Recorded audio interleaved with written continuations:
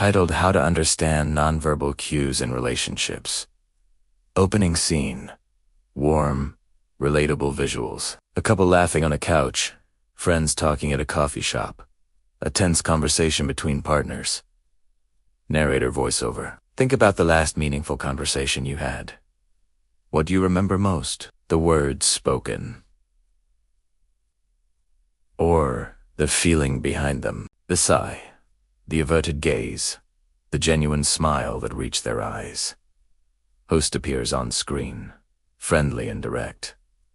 Host: hi everyone, and welcome. Today, we're talking about the silent language of relationships.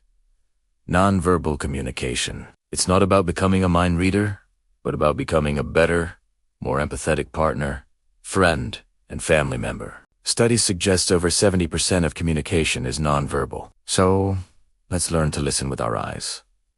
Part 1. The big three areas. Host. We'll break this down into three key areas: the body, the face, and the voice. Text on screen. 1. The body. Proxemics. Posture. Touch. Host. First, the body. Proxemics. That's just a fancy word for personal space. Are they leaning in, creating a close, intimate bubble, or are they leaning back, creating physical and emotional distance? Notice shifts during a conversation. Posture.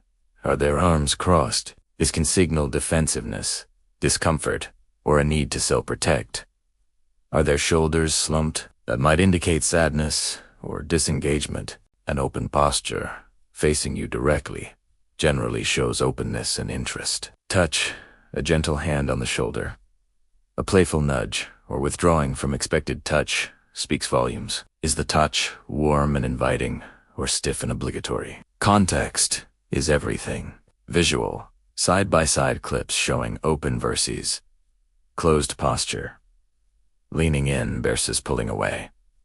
Part 2. The face and the eyes. Texts on screen. 2.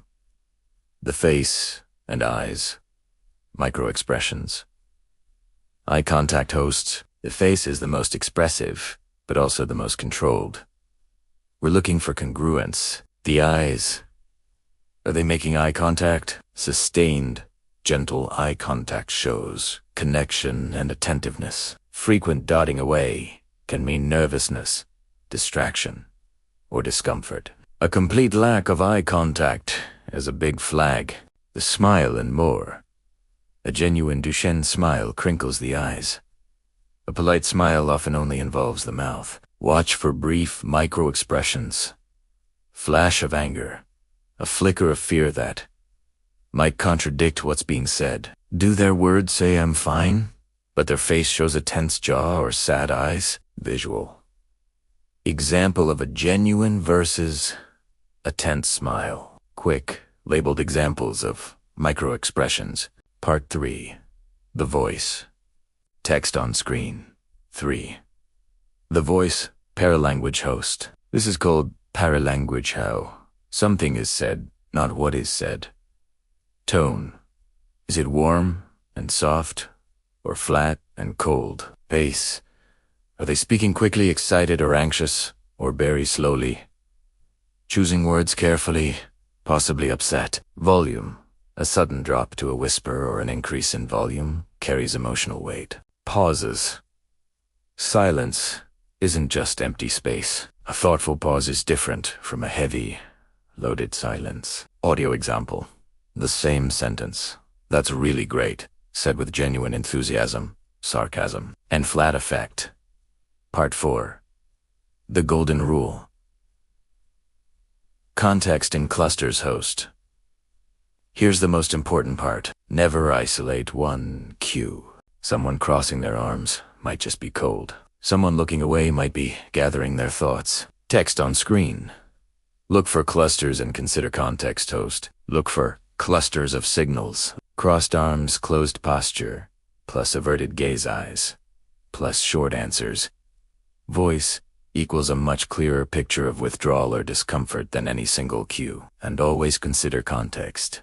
A touch during a celebration means something different than a touch during an argument. What's normal for your relationship? What's the environment? Part 5. How to use this knowledge responsibly, host. This is not a tool for accusation. Do not say, "You're crossing your arms, so you're obviously lying to me." Instead, use it as a tool for curiosity and connection. If you notice a cluster of cues that seem off, you can gently check in. Use I statements based on your observation. "I noticed you got quiet when we talked about the trip. Is there something on your mind? You seem a bit tense. Is everything okay?" Your face lit up when you mentioned that project. Tel me more. Visual. Host demonstrating a gentle, open posture while saying these lines. Hosts, you're inviting them to share, not diagnosing them. This builds trust and safety. Closing scene, host. Understanding nonverbal cues is a superpower for empathy. It helps you see beyond the words to the emotions, needs, and truths that are sometimes too hard to say aloud.